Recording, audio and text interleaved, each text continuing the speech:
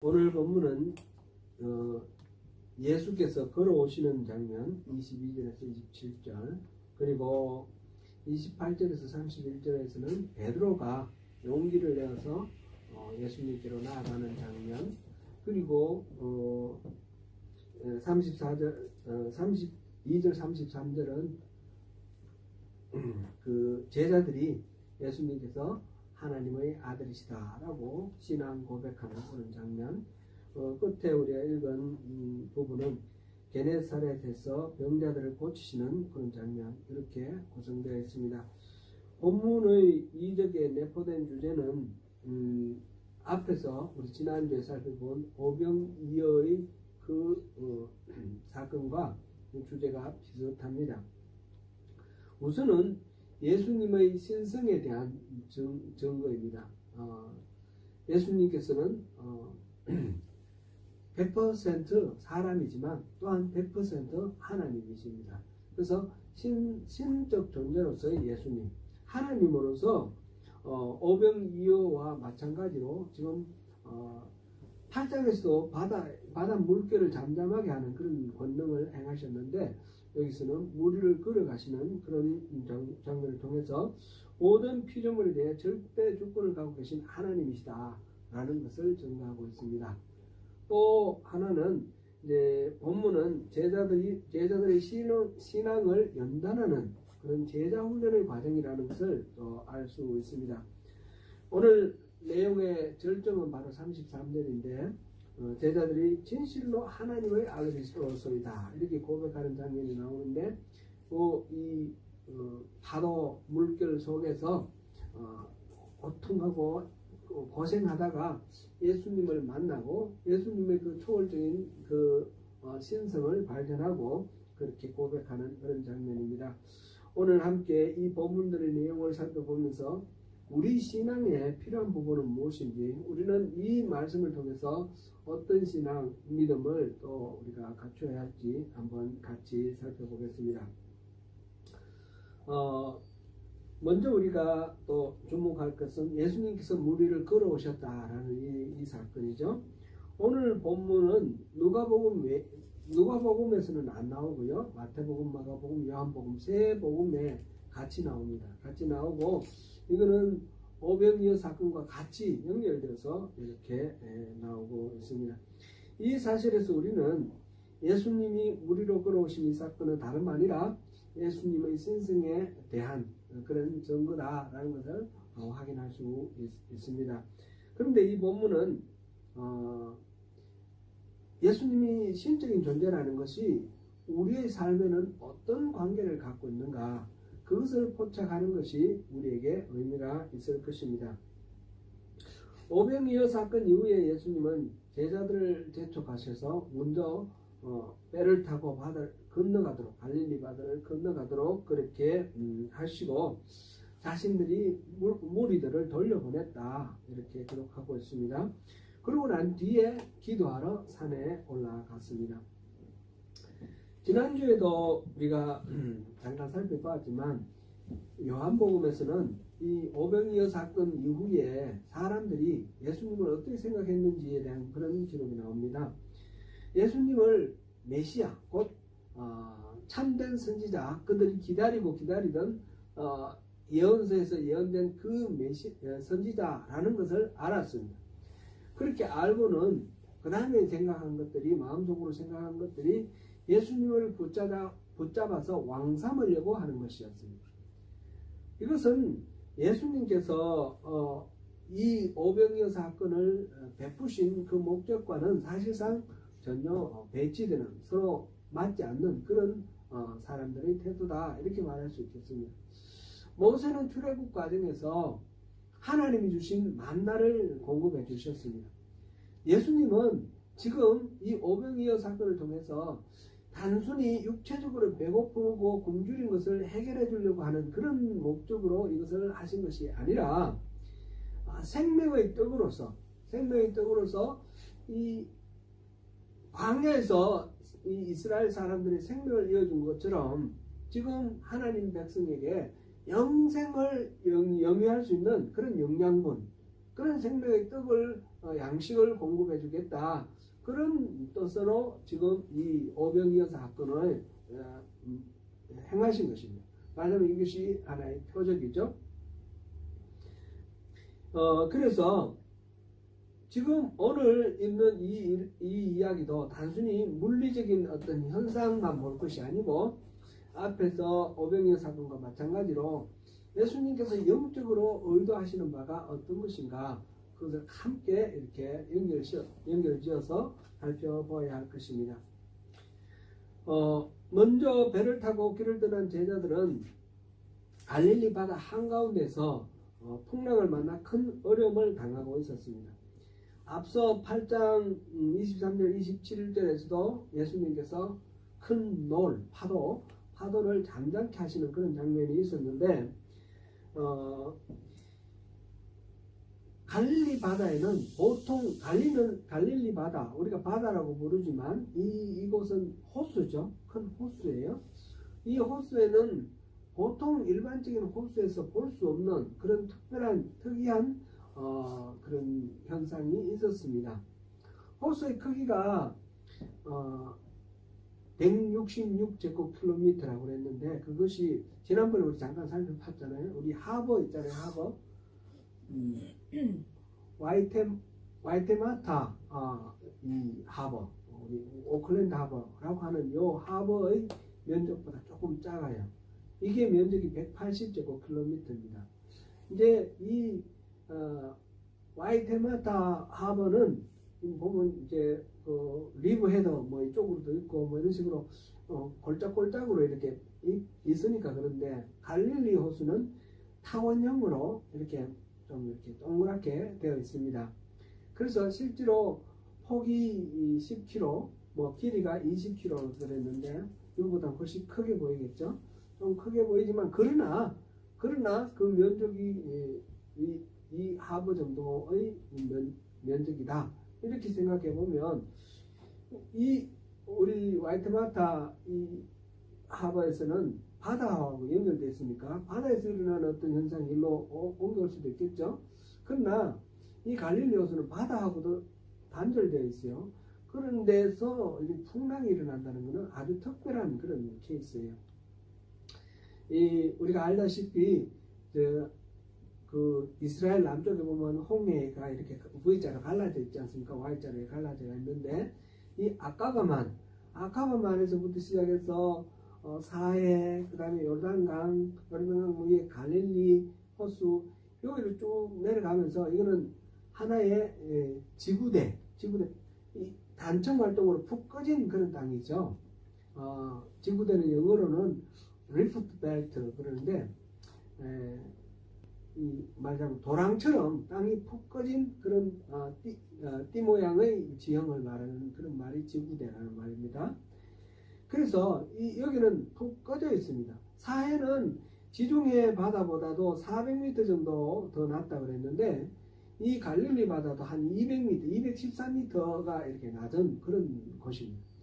그러니까 이 지중해에서 불어오는 바람도 이렇게 이 산을 갈릴리 지역 산지를 지나서 이렇게 갈릴리 호수로 들어올 때 그냥 평지를 이렇게 흘러가거나 산으로 올라가는 것과 다르게 푹 꺼진 곳으로 이렇게 내려오고 이 육지에서 사우디아라비아 그 사막에서 불어오는 바람도 그렇게 그냥 평평하게 불어오는 것이 아니라 골짜기에서 이렇게 휘돌아가는 그런 모양으로 들어온다고 합니다. 그래서 이 갈릴리 호수에는 다른 호수에서는 볼 수 없는 특별한 그런 돌풍이 일어나고 또 이렇게 파도가 크게 치고 그 다음에 비가 내리고 이런 기상현상이 독특한 그런 현상이 있다고 합니다. 지금 예수님의 제자들이 바다로 배를 타고 떠났는데 해가 저물었을 때 떠났습니다. 저물었을 때 떠났으면 시간으로 따지면 한 몇 시쯤 될까요? 한 7시나 8시쯤 됐겠죠. 그런데 예수님께서 지금 이 바다 한가운데 지금 파도와 씨름하고 애쓰고 고생하고 있는 이 제자들에게 다가가는 시간이 사경이라고 그랬습니다. 사경은 저녁 6시부터 아침 6시까지를 4등분으로 나누는 겁니다. 그래서 새벽 3시부터 6시 사이에 해당되는 시간이 사경입니다. 그러니까 이 폭이 20km, 길이가 20km고 폭이 10km밖에 안 되는 그런 호수인데, 그것도 위쪽에 지금 가브나움 근처 그쪽 북쪽이면 좀 좁은 곳인데, 실제로는 2-3시간이면 충분히 건너갈 수 있는 그런 호수입니다. 그런데 지금 거의 10시간이나 걸리도록 지금 건너가지 못하고 바다 한가운데서 지금 씨름하고 있습니다. 예수님께서 마가복음에서는 마가복음 6장 48절에서는 예수님께서 제자들이 그렇게 고생하는 모습을 보셨다라고 그렇게 기록하고 있어요. 산에 올라가서 기도하시면서 육안으로는 안 보이죠. 거리도 멀기도 하고 또 이렇게 구름도 끼고 밤이 깜깜하기도 하니까 안 보이지만 예수님께서는 다 보셨다고 그랬습니다. 이것도 하나의 신적인 어떤 능력을 보이는 그런 장면이죠. 예수님께서 그렇게 고생하시는 모습을 보고 그 제자들에게 다가갔는데, 제자들이 거기에 고생하는 게 적어도 5시간은 고생하고 있었지 않습니까? 그 사이에 예수님께서는 보고 아시면서 지켜보고 계셨다라는 것을 알 수 있습니다. 그래서 이거는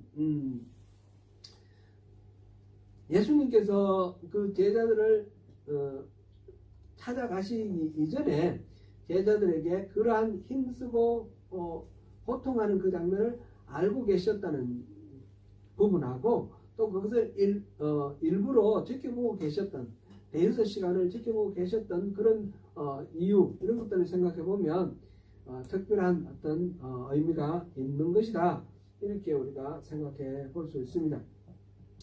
그렇게 공포스러운 가운데서 바다 파도가 치고, 배는 이게 좀 그렇게 우리가 보는 큰 오늘날 우리가 볼 수 있는 이런 배하고는 다르죠. 작은 배들이죠. 어선 이런 게 사람들이 한 10명 정도 타면 가득 찰 만큼 그런 작은 배니까 파도가 치면 뒤집어질 수도 있고 깔아앉아서 죽을 수도 있는 그런 상황입니다. 그래서 제자들이 매우 두려워하고 공포에 떨고 있었던 것을 알 수 있습니다. 제자들 중 많은 수는 어부들입니다. 갈릴리에서 그 호수에서 고기를 잡던 어부들이니까 바다의 성질을 알고 이 기상 현상의 그 위험도 알고 있는 그런 상황에서 그 공경에서 빠져나오기 위해서 얼마나 두려워하면서 얼마나 애쓰면서 그렇게 분투하며 그렇게 노력했겠습니까?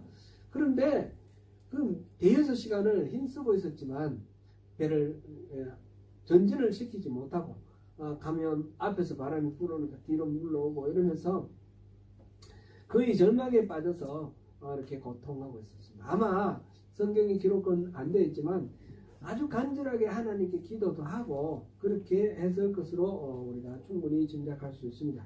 그런 상황에서 예수님께서 무리를 걸어서 나타나셨습니다. 사람이 무리를 걸을 수 없지 않습니까? 바로 예수님께서 바로 천상의 존재, 하나님이시다는 것을 보여주었고요. 이 사건 속에서 중요한 교훈을 일깨워줍니다. 우리 인생길에는 갈릴리 호수에서 만나는 이런 돌풍과 같이 뜻하지 않는 어려움들은 얼마든지 있을 수 있다는 사실입니다. 까닭도 알 수 없고 헤쳐나올 수 있는 방법도 알 수 없고 마치 덫에 걸린 듯 올무에 걸린 듯 그렇게 어쩔 수 없는 그런 상황 속에 놓일 때에 이 사건을 기억하면서 그럴 때 그 예수님의 제자들이 어떻게 했고 예수님이 어떻게 하셨는지를 기억한다면 우리는 이 위기를 이겨낼 수 있을 것입니다. 하나님은 언제나 우리의 모든 상황을 알고 계십니다. 예수님께서 산에서 기도하시면서 그 제자들이 고생하는 모습을 보았다 하셨습니다. 우리가 하나님을 찾기를 기다리고 계신다는 것입니다. 역대하 16장 9절 상 우리 같이 한번 읽어보겠습니다. 여호와의 눈은 온 땅을 두루 감찰하사 전심으로 자기에게 행하는 자들을 위하여 능력을 베푸시나니. 주님은 당신의 자녀를 버리지 아니하십니다. 아무리 처절하고 열악한 상황이 될지라도 주님은 기필코 우리를 찾아 구원해 주시는 분이십니다. 그러므로 우리는 어떤 위기를 당하더라도 주님을 바라며 우리 낙심하지 않고 주님을 찾아야 하겠습니다. 주님을 끝까지 의지하면서 신뢰하는 것, 그것이 바로 믿음입니다. 그리고 이러한 예수님이 다가오심과 동시에 베드로가 무리를 걸은 사건이 여기에 함께 기록되어 있습니다. 예수님께서 무리를 걸어 그들 가까이 왔을 때 제자들은 놀라서 유령이라 하며 두려워했다 그랬습니다. 바람소리 파도소리가 요란한 가운데 대화를 나누는 걸 보면 예수님께서 다가오신 것이 거리가 아주 가깝게 다가오신 것 같아요. 깜깜한 밤에 형체가 보이고 또 말소리가 들릴 정도로 예수님은 제자들에게 안심하라, 나니 두려워 말라 이렇게 말씀하셨습니다. 이때 베드로가 말하기를 주여 만일 주님이시거든 나를 오라 명하소서. 그래서 나를 명하사 무리로 오라 하소서 이렇게 말했습니다. 예수님이 베드로에게 오라라고 하셨고 베드로는 배에서 내려 무리를 걸어서 예수님께로 갔습니다. 신앙이라는 것은 하나님의 명령에 자기의 전 인격을 복종시켜서 그렇게 나아가는 모험과도 같은 것이 신앙이라 생각이 됩니다. 베드로는 폭풍과 몰아치는 이 바다 위를 예수님께서 오라 하시니까 그 말씀에 순종해서 걸어서 그 바다 위를 갔습니다. 베드로의 이 저돌적인 성격은 성경 다른 곳에서도 많이 발견되지만 특별히 이 장면이 인상이 깊습니다. 베드로는 베테랑 어부입니다. 그 일렁이는 파도 속으로 걸어간다는 것이 얼마나 무모하고 말도 안 되는 것인지 충분히 알 것입니다. 그걸 모를 리가 없겠죠. 그런데 베드로는 주저없이 배를 떠나 그 무리를 걸었습니다. 그는 주님이 오라 명령하셨기 때문에 주님의 권능을 믿고 나아간 것입니다. 이것이 베드로의 믿음이며 우리가 지녀야 할 순전한 믿음입니다. 물론 베드로는 그렇게 걷다가 갑자기 눈에 들어온 그 파도 그리고 바람으로 인해서 무수하는 순간 금방 물에 빠지고 말았습니다. 베드로는 소리를 질러서 주여 나를 구원하소서 그렇게 외쳤고 예수님은 즉시 손을 내밀어 그를 붙잡았다 하였습니다. 믿음이 작은 자여 왜 의심하였느냐. 믿음은 전적으로 주님을 믿고 이렇게 나왔으면 끝까지 그렇게 나가면 될 텐데 의심하는 순간 물에 빠졌음을 알 수 있습니다. 베드로가 주님께로 나아갔는데 풍랑이 여전히 휘몰아쳤습니다. 주님과 함께하는 길에는 모든 문제가 제거되고 아무런 어려움이 없이 평탄한 길만 펼쳐지는 것이 아닙니다. 창세기의 요셉 이야기를 한번 기억해 보면 좋겠습니다. 요셉이 39장에 보면 이제 형들에 의해서 노예상인들에게 팔려가서 이집트의 시위대장 보디발의 집에 노예가 되었습니다. 그럴 때에 여호와께서 그와 함께 하셨으므로 그가 형통하였다 이렇게 기록되어 있습니다. 그래서 주변 사람들이 다 이 요셉을 여호와께서 함께 하심으로 형통한 사람이라 이렇게 인정을 했습니다. 나중에 그 시위대장 보디발의 아내의 유혹을 받았는데 그거를 거절함으로 인해서 억울하게 옥에 갇혔습니다. 옥에 갇혔어도 여호와께서 그와 함께 하심으로 그가 형통하였다 이렇게 기록되어 있습니다. 그가 형통한 것은 그가 이렇게 억울하게 노예로 잡혀가서 이렇게 어려운 상황에 놓인 그 모든 억울함이 풀려난 것이 아닙니다. 해결된 것이 아닙니다. 그가 모함을 당한 것이 이렇게 해명된 것도 아닙니다. 그는 여전히 노예 상태였고 그런 여전히 감옥에 갇힌 죄수의 상태였습니다. 그런데 이것을 성경은 그가 여호와께서 그와 함께함으로 그가 형통하였다 그랬습니다. 그리고 주변에 있는 사람들이 다 그것을 알았습니다.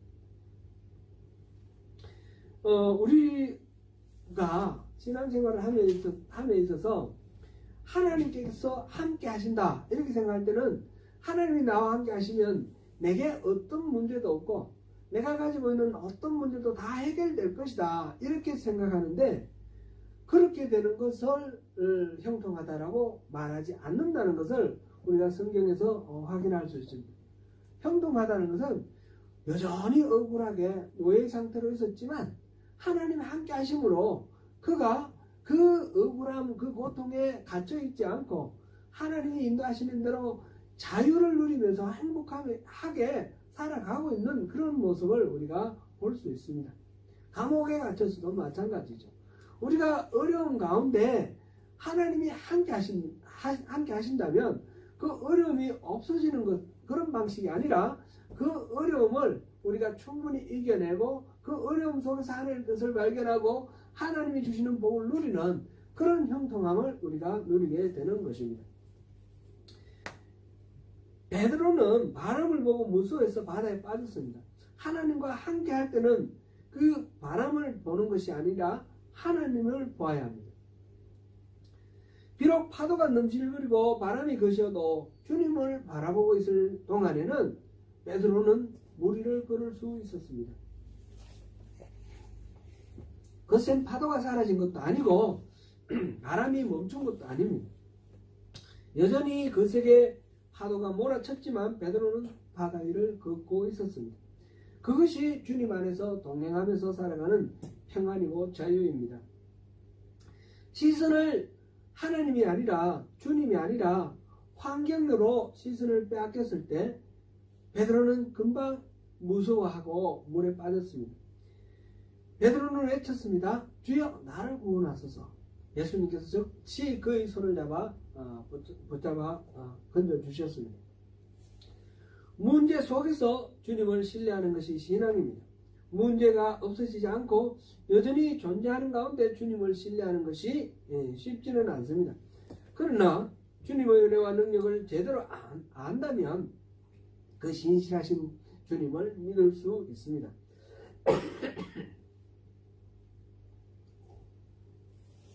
그래서 하나님을 아는 것이 중요하며, 그래서 신앙의 본질은 종교적인 행위를 하는 것이 아니라 하나님과의 친밀한 관계를 맺는 것이고, 그것을 성경에서는 의롭다 이렇게 일컫고 있습니다.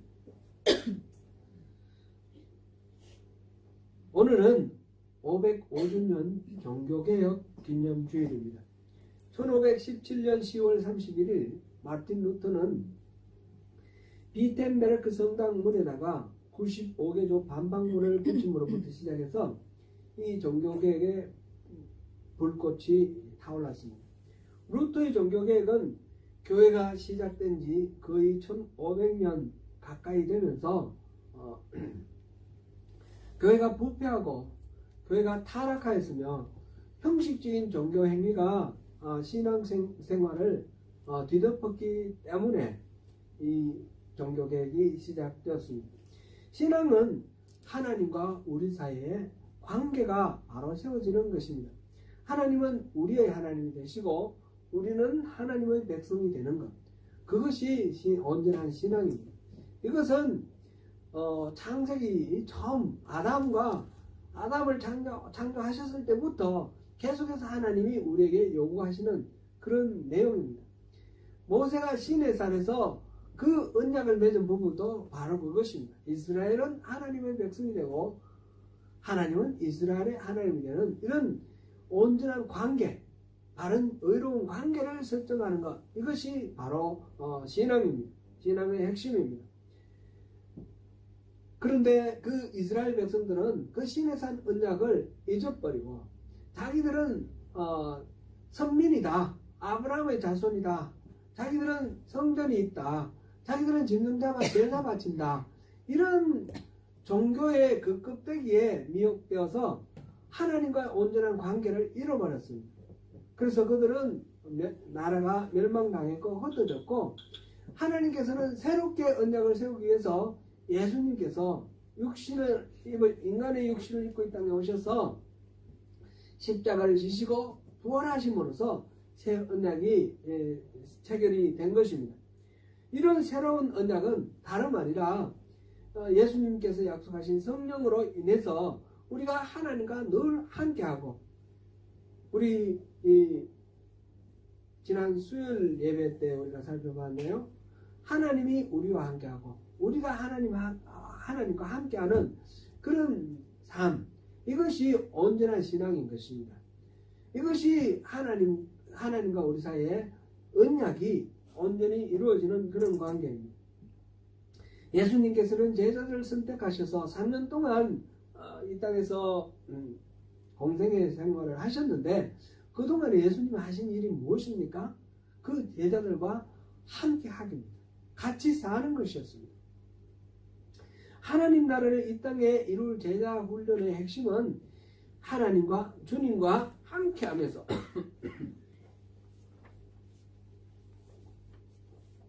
함께 하는 것, 그것이 제자 훈련의 핵심이었습니다.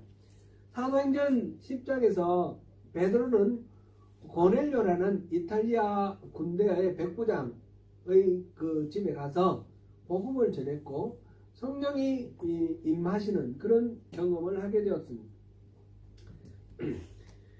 그래서 이 주님과 함께하는 것, 하나님의 백성이 되는 것은 이스라엘 유대인의 그 혈통의 문제가 아니라는 것을 입증을 했고, 또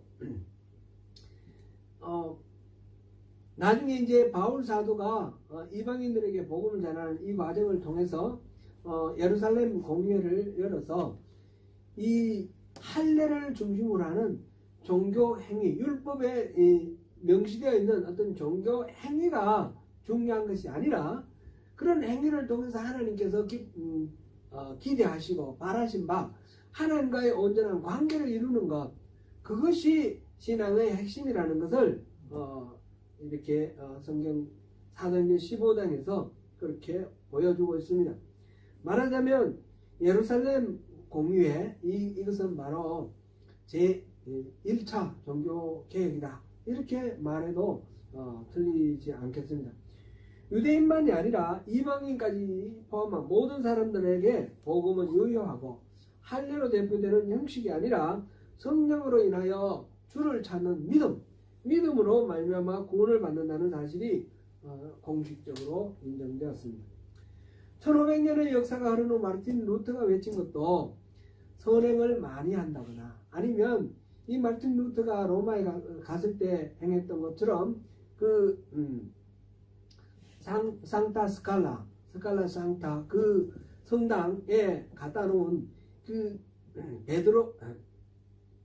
빌라도의 그 계단, 그게 무릎 꿇고 올라가고 내려오고 이런 고행을 하면 뭐 이렇게 구원을 얻는다, 이런 걸 믿었는데 그런 것도 아니라는 것이죠. 그리고 또 면죄부를 사는 것, 이걸 가지고 구원을 얻는 것이 아니다 라는 것을 루터가 말했습니다. 루터가 말한 바는 바로 주님을 바로 알고 주님을 사랑하는 바른 관계, 하나님의 의로 인해서 믿음으로 말미암아 구원을 얻는다라는 이 진리, 이 성경의 진리를 세상 사람들에게 알게 하는 것, 이것이 바로 종교개혁의 핵심이었던 것입니다.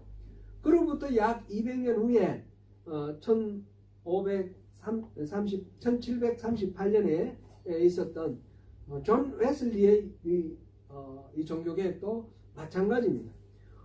존 웨슬리는 옥스포드 대학에서 학생으로 있으면서 나중에 이제 교수가 되었는데, 그동안에 홀리 클럽이라는 것을 결성을 해서 모여서 거룩한 삶을 위해서 매일매일 회개하고 매일매일 말씀을 묵상하고 그러면서 거룩한 삶을 실천했습니다.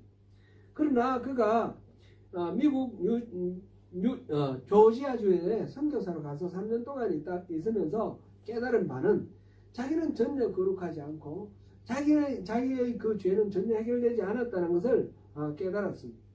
크게 실패하고 좌절한 가운데 영국으로 돌아와서 1738년 5월 24일 올드스게이트 거리에 있었던 그 모라비안 교도들의 그 기도에 가서 그때 마침 이 마르틴 루터가 쓴 로마서 서문을 읽는 것을 들었습니다. 그때 의인은 오직 믿음으로 말미암아 구원을 받는다. 그 말씀을 듣는 순간 마음이 뜨거워지고 이렇게 성령이 타치하여 주셔서 회심하는 그런 일이 있었습니다. 복음의 진리는 바로 이렇게 메소디스트라는 것은 좋은 말이 원래는 칭찬하는 말이 아니었습니다. 비웃는 말이고 경멸하는 말이었습니다. 규칙쟁이, 방법쟁이라고도 번역할 수도 있고요. 그래서 시간 맞춰서 기도하고 시간 맞춰서 이렇게 회개하고 뭐 이런 식으로 형식적으로 드러나는 도덕적 어떤 신앙 훈련, 신앙주의 이런 것이 구원의 확신을 주는 것이 아니라는 것을 알았던 것이죠. 하나님께서 은총으로 베풀어 주셔서 우리 마음속에 성령이 오셔서 믿게 됨으로써 믿음으로 말미암아 우리가 구원을 받는다라는 것을 알게 되었습니다. 종교개혁은 바로 이것입니다. 우리가 어떤 겉으로 만들어 놓은 어떤 율법이라든지 우리 행동에 내 자신의 어떤 부지런함이나 또는 의로움이나 열심히 노력함이나 이런 나의 의로서 구원받는 것이 아니라는 것입니다.